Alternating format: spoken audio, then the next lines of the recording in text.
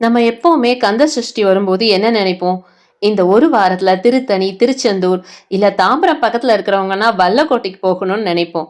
ஆனா, நம்ம பக்கத்திலேயே இருக்க கோயிலுக்கு நம்ம நினைச்ச உடனே போக முடியும். அப்படி தாம்பரம் மக்களுக்கு வரப்பிரசாதம் தான் சென்னை கந்தாஸ்ரம் கோயில். இதுவரைக்கும் போகாம போயிட்டோமே அப்படின்னு நினைச்சீங்கன்னா, இன்னும் 2 நாளைக்கு இந்த விசேஷம் தொடர்ந்து நடந்துட்டு இருக்கு. இதுவரைக்கும் முருகரோட அலங்காரத்த பார்க்க முடியலையே அப்படின்னு நினைக்கிறவங்களுக்கு இந்த படங்கள் எல்லாமே இந்த வாரத்துல முருகருக்கு செய்த அலங்காரம் தான். தீபாராதனை பார்க்கணுமா பாருங்க.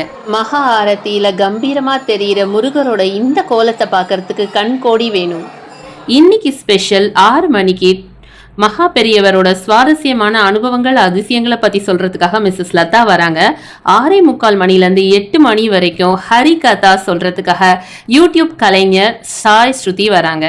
அனைவரும் மறக்காம இந்த நிகழ்ச்சியை கலந்துக்கோங்க. இந்த பதிவை அவசரமா போடுறேன், ஏன்னா இன்னைக்கு ப்ரோக்ராமை நீங்க மிஸ் பண்ணிடக்கூடாது இல்லையா?